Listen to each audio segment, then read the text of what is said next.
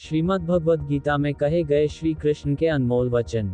इंद्रियों के अधीन होने से मनुष्य के जीवन में विकार और परेशानियां आती है।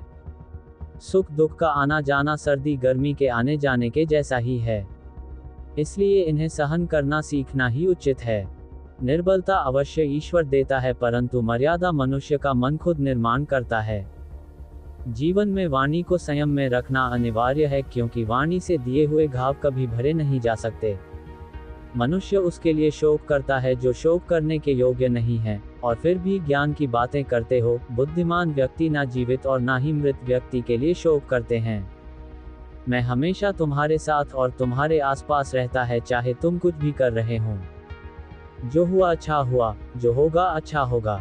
स्वयं को मुझ पर छोड़ दो, अपने कर्म पर ध्यान दो। कर्म ऐसा जो स्वार्थरहित पापरहित हो। जीवन में समय चाहे जैसा भी हो, परिवार के साथ रहो।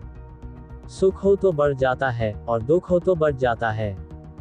मोहग्रस्त होकर अपने कर्तव्य पथ से हट जाना मूर्खता है, क्योंकि इससे ना तो तुम्हें स्वर्ग की प्राप्ति होगी और ना ही तुम्हारी कीर्ति बढ़ेगी। श्री कृष्ण कहते हैं कि सत्संग ईश्वर की कृपा से मिलता है, परंतु कुसंगति में पड़ना मनुष्य के अपने ही हाथों में होता है।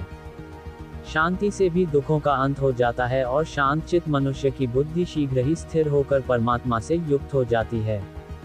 हमारी आस्था की परीक्षा तब होती है जब हम जो चाहे वो न मिले और फिर भी हमारे दिल से प्रभु के लिए शुक्रिया ही निकले।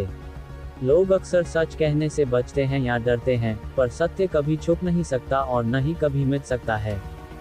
कितना भी छुपा लें पर सच तो उजागर हो ही जाएगा। जो बात सच पर आधारित हो उसे करने या कहने और मानने से कभी नहीं डरना चाहिए। राधे राधे, जय श्री कृष्णा।